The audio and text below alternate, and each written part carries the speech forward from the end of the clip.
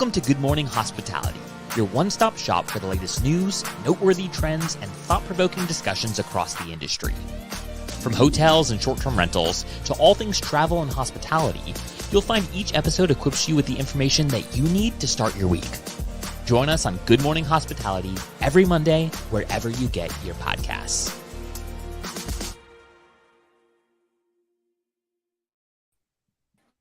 Good morning. Good morning. Happy Monday. Hello, hello. Happy Monday. Brandy's background is different. Where you at? I'm in the Adirondack Mountains in upstate New York. I got here last night. My family has a place up here. So it's really weird. We just got internet up here last year. So the fact that I'm doing this is like really tripping me out a little bit. And say impressed that the Wi-Fi is running. You know, we're not having any issues this week with the Wi-Fi. It's I know. really Well, let's not jinx anything. Let me knock on some wood. yeah, seriously. How was your guys' weekend outside of traveling to get up there, last night? It was good. Was at a bachelorette party in Long Beach Island, and it was just so interesting. Like that's an entire market that is just like rentals, and it was funny seeing just like that side of the industry because it's like the real traditional vacation rental companies. I love that. How about you, Michael? I think we had a birthday boy. Last week. Yeah. So How'd it went out to a nice dinner with the family, and then yesterday went to the arcade with the little boy, and he's at that age that he's just having a great time. So it's a good, nice weekend, and ready to hit this busy week. Awesome. Yeah, love it. Well, we have a lot to cover, so I think before we do so, I would love to just say, a big thank you to our sponsors at Sojo, because I'm struggling this morning. This is a morning where I am not awake. I'm not fully there. I'm ready, but I'm not ready, and I've been able to get ready with my coffee. So shout out to Sojo, and when you use the link in our show notes, you will get up to 30 days of free coffee for your rental or for yourself if you're struggling as well. So happy Monday, best day of the week. Get some coffee from Sojo. Now, all right, we have a lot to cover with some interesting news. Michael and I got to talk about this first subject, I would say, almost a year ago. Yeah. It's probably over a year ago, given the timing of that acquisition. But we saw news over the weekend that Kasai, a big operator who's raised $53 million, has gone belly up after just 4 years. We've talked on this show a lot, even as recently as having Jesse DePinto on, of buy versus build technology.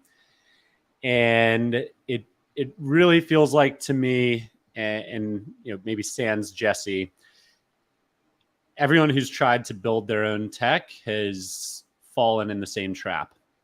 And that is a $53 million 4-year burn up, see you later kind of trap.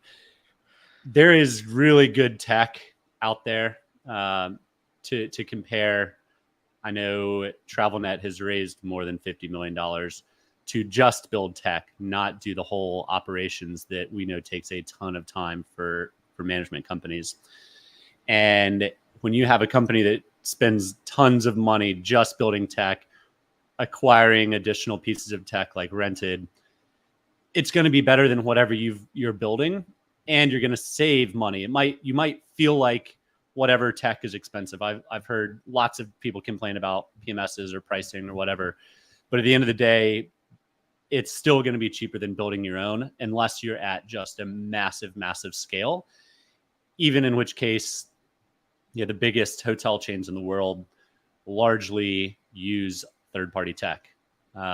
So, if you're chasing that multiple for a tech valuation, I think those days are come and gone, and there's too many proof points between,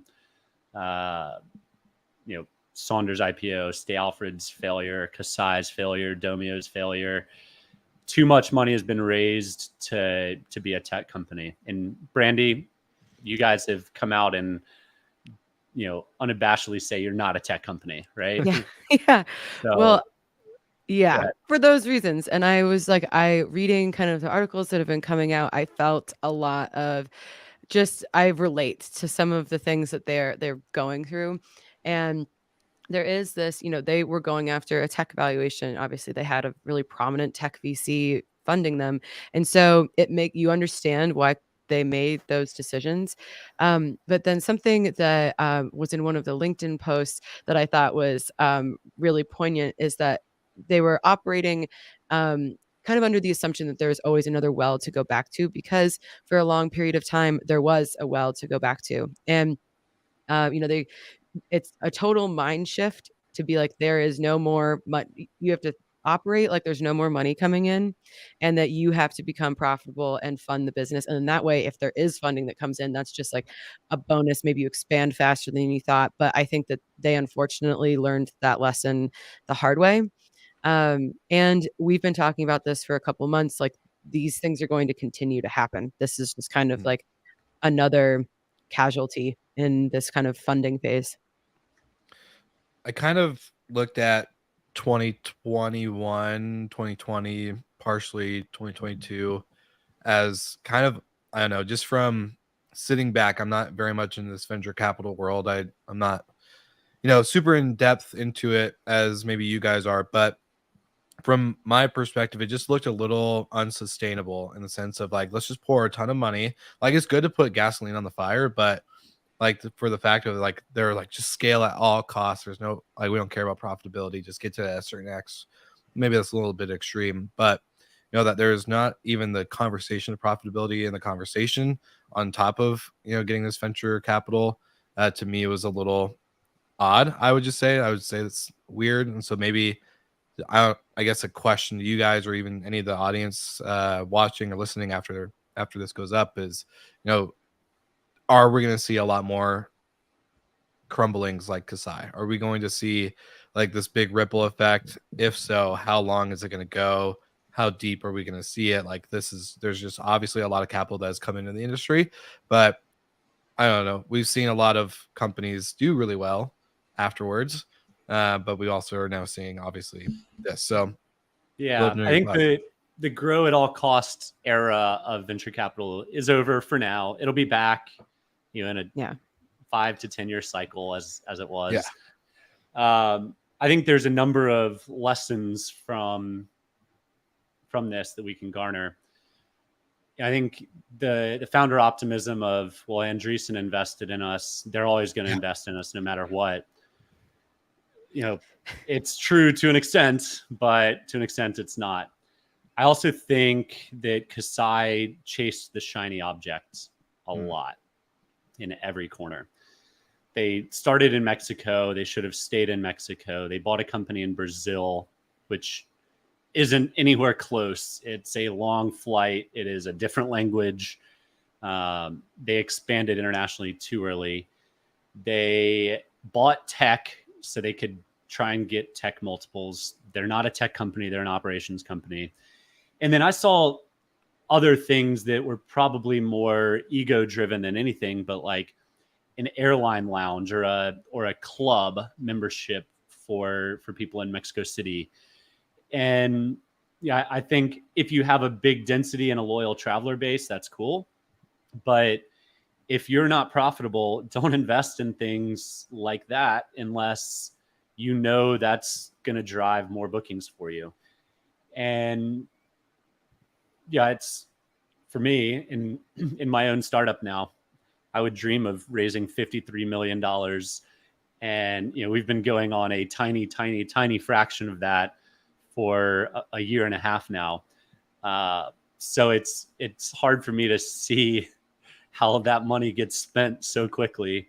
But, we saw Lyric spend $100 million in like a year. So yeah, it's not as much as you think it is. And if you have, this is like such a like cost heavy business. And, they were saying like they had 25% margins or a path to that. Like those are amazing margins for hospitality. Yeah. That's kind of that's I don't believe that. But one of the things he mentioned is that They should have had better financial infrastructure set up. And I think it's part of the growing so quickly. Part of things like the scaffolding of the business might get overlooked. And, as an operator that also had kind of like a baptism by fire rapid growth phase, it's now like we're trying to make sure that we really do have those financial instruments, those metrics, those things to keep us in check, because you can get distracted by the shiny objects, and it's really hard. I definitely have I feel for them because I understand how you get wrapped up in that, but as the leaders of the company, it's also your responsibility to recognize when the shiny object is just that. And so I think there's probably a lot of difficult lessons being learned. And I would imagine that they saw this like several months ago, and it's just kind of like a slow moving train wreck. Like you try your best to stop it, but you can see at one point when the cash runs out, Yeah. And honestly, technology in any type of country outside of the US, I would say is a lot harder. So going into trying to build this tech infrastructure for that tech multiple it was kind of, I would say, very bold and unrealistically bold for them to go that route. It's not gonna I just remember, through conversations in the past with people like Kasai and other technology companies talking about setting up like access control was even just a nightmare to do. And that's kind of the standard to do for any vacation rental now. No one's really trying to do this. Here's a house key, meet me at check-in time, whatever, blah, blah, blah. So just the technology piece, again, was very unrealistic. And probably where a lot of that money, I would assume, went to, obviously operations and staffing, but I think there was probably too much money poured from that funding into the technology piece. And I'll say one thing that may be true, may not be, but in my experience with some VCs, a lot of times VCs can offer just terrible advice. They're not in the nuts and bolts of the business. And they say, well, great, you've got 1,500 units and you've got 2,000 more in the pipeline. That's 2xing. We need to 6x this year. How are you going to 6x? Well, our software, right? And then you just start grabbing at straws, and you're in this sinking sand pit that you just can't claw out of, because your VCs are expecting 3, 5, 6x growth per year, and that's really, really hard to do in our industry. So, I don't know if that's the case with Kasai or not. Maybe it is, maybe it isn't. But if you don't need venture capital, I wouldn't take it just because they're gonna put crazy numbers and pressures on you that will be tough to live up to, unless you have a really solid plan of how to execute that. 100%. And speaking of financial literacy that Brandy was mentioning, one of the conversations I really think we would benefit from having on the show, maybe on a future guest episode, but I remember talking to Michael Lester from Cassiola, which is a great friend of the show, and they always support us. So if you don't follow Cassiola, go give them some love over there. But Michael and I have been talking about, financial literacy when it comes to operations and what that looks like for vacation rental managers and how to set up those financial infrastructures. And I think a lot of us just a lot of people get into this business not expecting or maybe not to grow and to run all these properties and have this brand and to do all this stuff. But then it's like, oh, no one really teaches you a lot of these things behind the scenes. So the financial literacy piece is, again, super important, and not just for vacation rentals, but for all business. So it's one of the hardest things, I think, learning, especially if you're not a financial person. So I think that's something that maybe venture capitalists, as they're investing into companies, can maybe start teaching people how to set up their companies for financial success rather than just growth. Yeah, well, there's some things that startups just don't really like to invest in early, which is finance or HR. Both are important, or even legal for that matter. Yeah, all are important. All are very expensive though. So there is this balance of how early do you do it. If you've raised $53 million, yeah, I would Yeah. expect there to be financial and human resource and legal pieces as part of the pie. But, you know, Hopefully. also speaking from experience, we're not the best at any of those in our small startup. So Same. it having seen it firsthand at other startups, I also know better, that I know our Mhm. financial systems need to be a little more buttoned up, but it costs money, it takes a lot of time, and it doesn't necessarily lead to growth. Yeah. So that's Well, you can't grow if you don't have a company. So there is also that component. And I mean, like Yeah. from my experience, like I did our accounting for the first 3.5 years, and there became a point where I was like, it is about to be financially irresponsible. Like the numbers are too big for me to be Yeah. doing this. And I don't think maybe that's not the case that they were in, but you're right. Like if it also becomes more and more difficult to fix the house once it becomes a certain size, like you're just kind of Mhm. like putting duct tape in places. So yeah, I am well, and it's interesting though because it seems like a couple other operators benefited from this. Every time one operator goes out of business, several more gain some new properties. So hopefully, And I don't know, furniture. and furniture and employees. So I mean, this is just part of the evolution of the industry. And whenever there's turmoil, that's kind of where more creativity happens and you kind of see, rebirth in different areas. Yeah. It's uh, never exciting to talk about someone going out of business, but again, Brandy's got the positive side of it.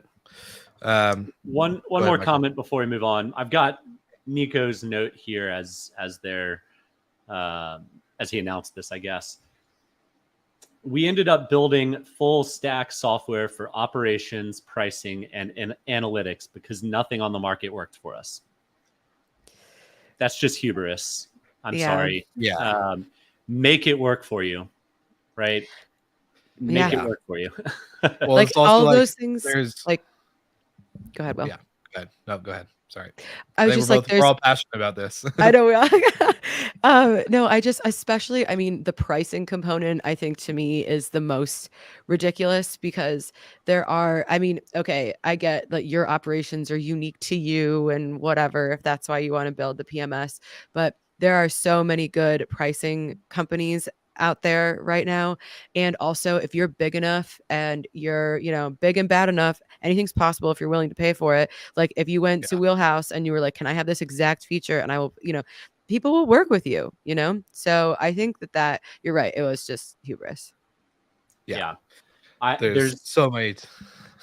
Go lots ahead. of circumstances here that could lead to the downfall, but that's an excuse, not a valid reason, in my opinion. Yeah. Especially the part where they said data. There's no data that works for them. Are you kidding me? Like we have Analytics. Jamie Lane on the show every month and getting to be, the closer I've gotten with people at AirDNA outside of Jamie, I'm immediately like, yeah, that's insane. If people say they can't find data that doesn't work for them or analytics that Well, doesn't work or isn't correct, I'm like, yo, come on. and to You're Brandy's looking. point, if they had gone to TravelNet and said, we've got 1,600 units, everything works for us except we need these three things. We'll sign tomorrow if you commit to building these three things. They will build it faster, better, and more efficiently, cost efficiently, 10 times over than if you just went out and hired 5 of your own developers that hack away at it for 12 months before one of the three things is built. Because this stuff takes a long time to build. Yeah. It's not cut and dry, and there's a lot of moving parts. And then if you build your own tech stack, you also have to maintain your own tech stack and continue to adapt. If you're building these channel management connections to Airbnb and Booking, those things change all the time. All the time. All the time. Yeah. So it's a bit odd. It's a bit crazy, but oh well. Rant over. Hey, this is all stuff we've learned over the last however many years. So, maybe some people haven't learned the same lessons we have, but if they tune into Good Morning Hospitality, they'll know for sure. But anyways, without a shameless one last thing on that, Will. Back many years ago when I was back at Noiseware, we were chatting with Kasai, and they were like, well, we might just build this on our own. And I just laughed and said, okay, we'll see you later. Good luck. like you want to build your whole tech stack to have something that specific. You're out of your mind. Well, that sounds like advice from a tech VC who doesn't understand the landscape or like this is so operations heavy. This is so physical, like it's expensive. Like and It's and then very to expensive. add building all this tech on top of it is just even more expensive, as they found out. So, all right. Well, the Wow. next interesting piece that came out, and we spent maybe more time on that than we thought, but I love it. yeah, we covered 3 weeks ago. We covered Hopper's separation with Expedia. Well, Expedia's got a new partner, and that partner is sexier. Well, in some regards. Well, in some regards, size-wise. Yeah. So Expedia announced this week that they've partnered up with Walmart, and it seems like an interesting partnership. Walmart, to my knowledge, has never sold travel, but I pulled some analytics on the website usage over the weekend. Hopper gets about 10 million monthly visits to its website. Walmart gets 40 times that. So they get almost 400 million website visits a month. Now, they're not all going there to shop for travel, but if you can be the inspiration of it, and Expedia is just white labeling it for Walmart like they were with Hopper, Walmart's not going to go out and compete like Hopper is. So there's far less risk of competition. They're not going to go out and disintermediate, sign the properties directly, and slowly turn off this brand, this brand, this brand, or this property, this property, this property. So it's a far better partnership than the Hopper one, and my guess is it'll replace revenues from Hopper pretty quickly.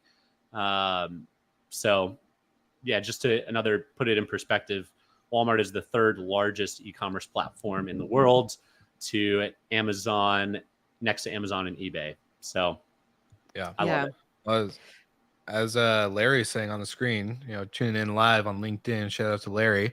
Building out Walmart Plus actually makes sense for this partnership. I think that subscription model is money for companies like Amazon and Walmart and everybody else involved with any subscription. So Yeah, makes well, sense. because because you're not intentionally going to Walmart to book travel, as soon as you're on their site getting whatever it is you're getting, it's going to be so easy for Walmart to redirect you to travel that it's going to take no time at all, And so I think it's great. And then, you can package things together.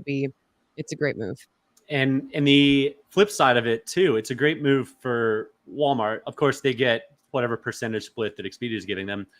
But if you're going to the mountains, they can sell you a jacket and hiking boots and bug spray. If you're going to the beach, they can sell you towels and sunscreen, if you're me at least, Chairs. and a wide brim hat, right? Yeah. So you can actually just package some of whatever you're buying up all in one spot. If they know you're going to this destination, and 75% of people that go to the mountains buy bug spray too, great, right? So it can lead to more sales. And Larry's comment on Amazon, quite frankly, I'm a little shocked that Walmart beat Amazon to the punch there. Same. Well done, Walmart. Well, Amazon might be doing kind of the build rather than buy thing if they're trying to get into travel. I could see Amazon trying to just do it themselves, like they have with so many other components of our commerce. But I'm also, there's been kind of this public feud going on with, after the Hopper exit, and this must be just a big blow. Like that just, trying to say that this wasn't going to impact Hopper, and then the person that they left you for was Walmart. Yeah, seriously. Especially being the young startup on the block with a $1 billion valuation. But that's also a billions valuation.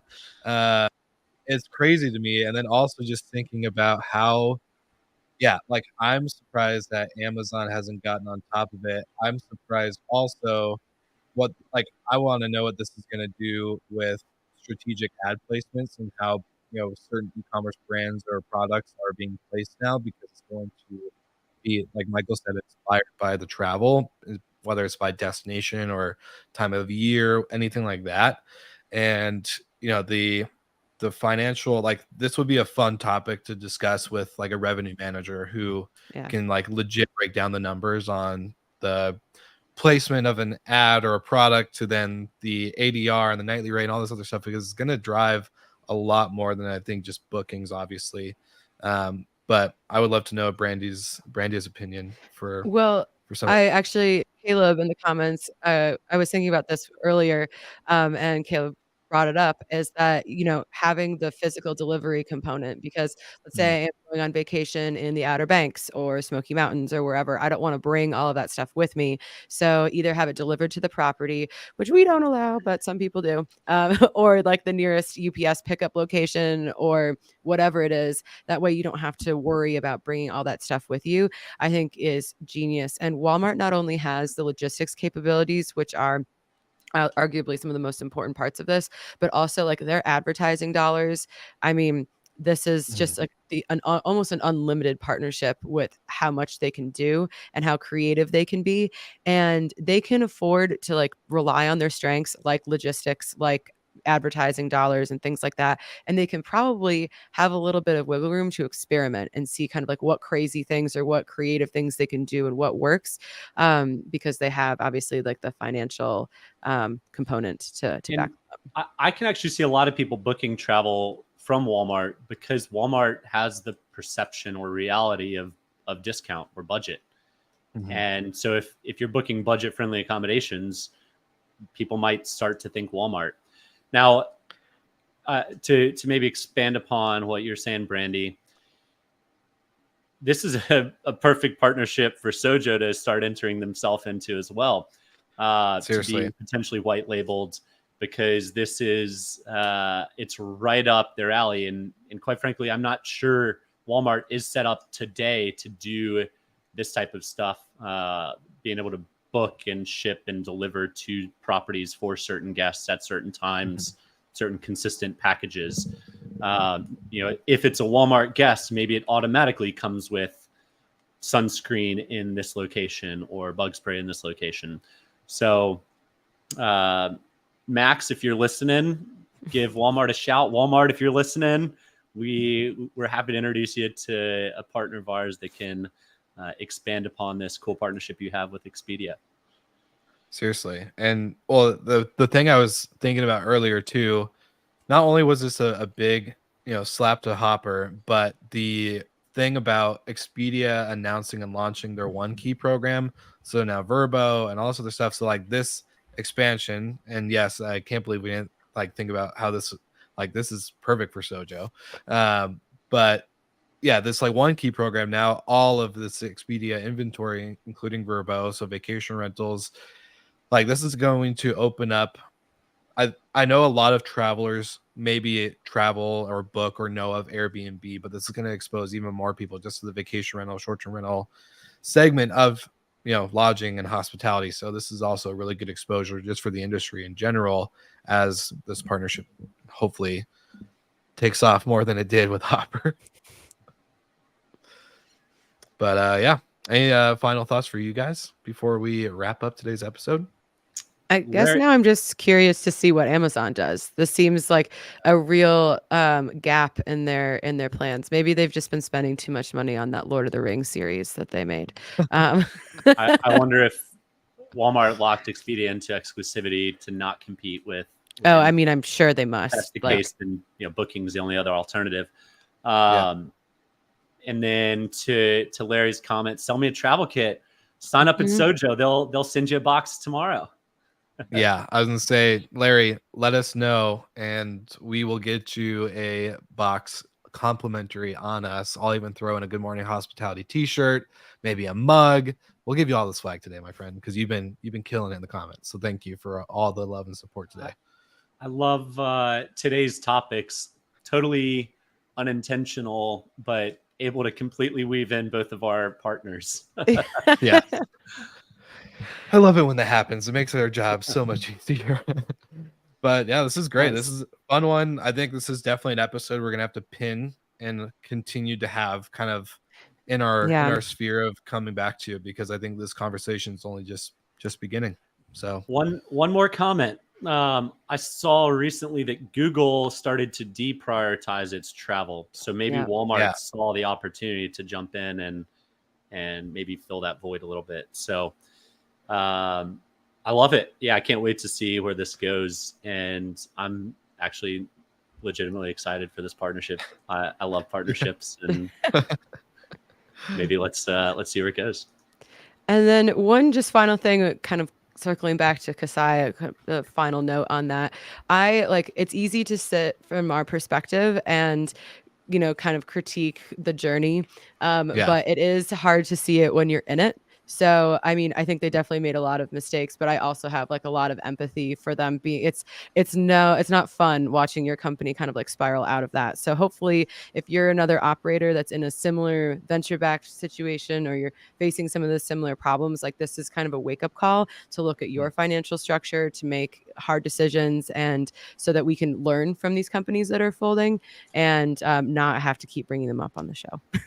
And this is something that you guys do really well, Brandy, but collaborate with other companies. They might be somewhat competitors, but this industry is for the most part very open, and it's the companies that aren't very open that go away very quickly. And Domio is a perfect example of it.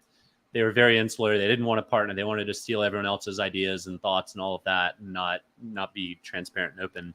But Jesse being able to come on and share their experience. I know you guys are close with them, so frenemies. Rely on your friendly competition to help, and odds are they will. And if they won't, then odds are they won't be around for much longer.